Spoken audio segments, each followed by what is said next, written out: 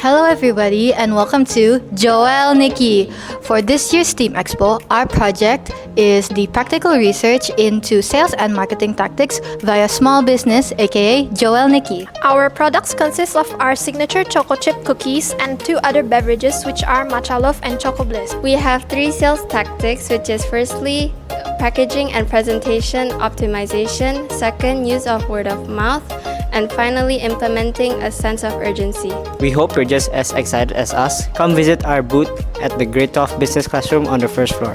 Joel Nikki is ready for you to taste. Hello everyone, I'm Jovita. I'm Audrey And I'm Michelle. and we're from grade 11. Today, my group and I are going to present our project Study Stride.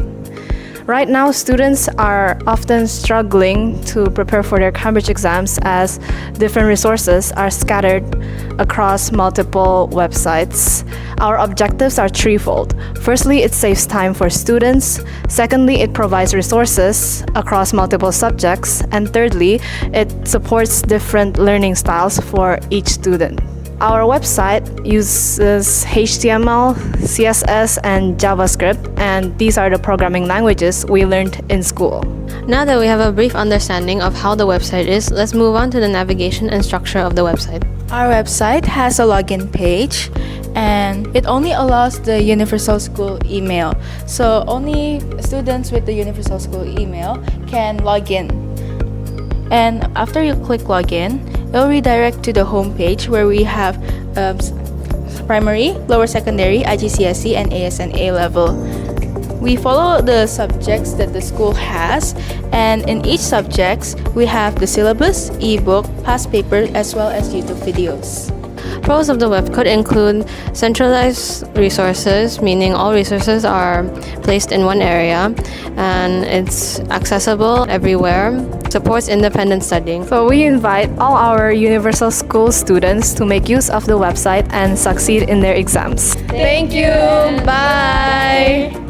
Hello teachers and friends, my name is Desmond, this was my teammate Lee Hung, and this is my teammate Johannes. Today, we're gonna introduce and present our project on how engines have become more efficient. First of all, I wanna start with Formula E.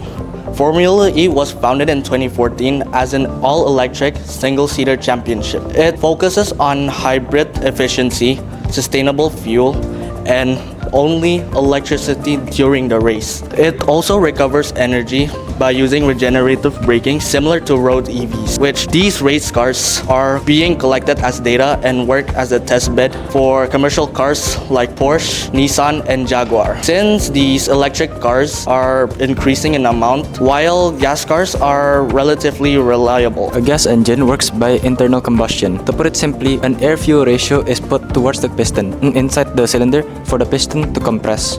When the piston is compressed, a spark plug ignites the air-fuel ratio, causing the piston to go down. When this piston goes down, another piston goes up and the cycle repeats. Now, in modern cars, there are hybrid systems and even electric systems where gas engines are not used at all. However, back then, we used crude oil as fuel and they were extremely inefficient and unreliable. They consumed a lot of fuel and created a lot of problems in emissions as well as horsepower. So, this is a Formula One race car. Its first race started in the 1800s in France. It started with a gas engine that is inefficient and runs very slowly, but over time it has improved with the hybrid system called the ERS. The ERS works by regenerative braking as well as the collection of heat. They store this energy into the battery, which will then release the energy when it's needed, such as during acceleration and high speeds. So, we will conclude it now. Thank you for listening to our project, and I hope you enjoyed our project on how engines have become more efficient over time with the hybrid system. Goodbye. Hello, good afternoon. My name is Offender. And I'm Ming Hao. I'm Rohini. And I'm Nilveksha. And today we are excited to present our project/prototype that helps solve a big problem that is often overlooked, which is many elderly people struggle to use their smartphones, which leads to frustration, dependency, and sometimes even loneliness. With the help of our invention, Spot It, which is an AI-powered mobile app with a simple design and voice support. This can help older adults feel more confident about being on the internet and be more independent about what they do on the internet, and also connect with the digital world. Spotted offers daily guidance for basic tasks, a companion for reminders and conversations, a blue-based interface for most colorblind users, and simple explanations for complex tasks. What makes Spotted stand out is that it is not just a tool, it blends emotional support and help. And this is how our app works. So we start by going into the app, and now we go to the chat and we pick one of the prompts. So let's say I want to send a message to my friend. Spotted will tell me what to do. So it's telling me to go to my home screen, and now it's telling me to tap on the button where it will magnify the app. Now it's telling me to go to tap on the button of the friend that I want to send a message to. Here now I have two choices, which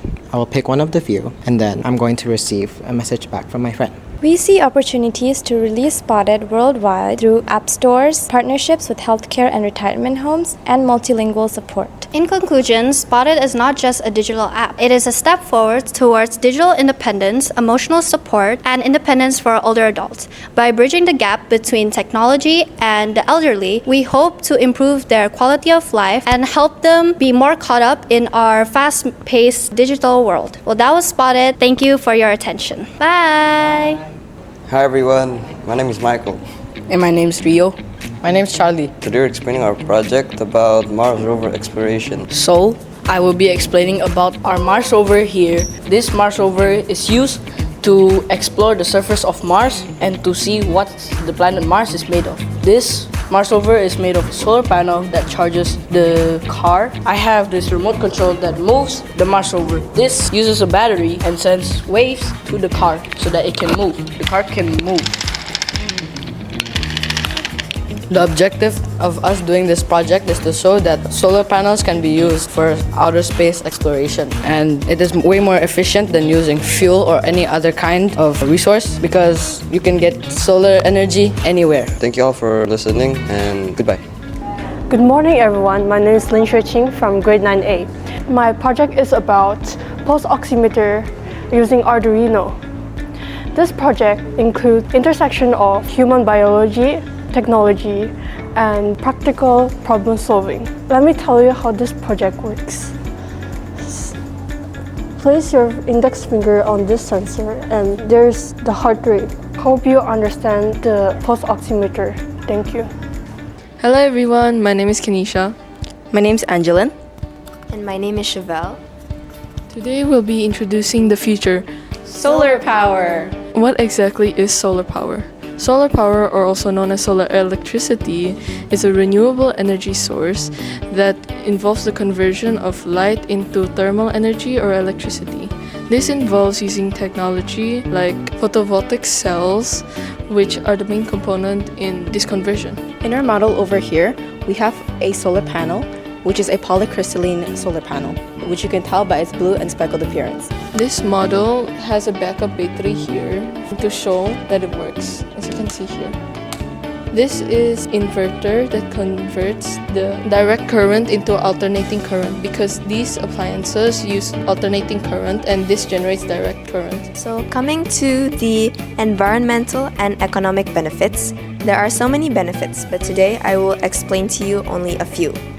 An example of environmental benefits is that it helps with land use. Solar farms require large amounts of spaces, and some people think that solar farms damage and degrade land and also contribute to habitat loss. Although these potential damages can be minimalized by installing these large solar panels on low-quality locations such as abandoned mining facilities.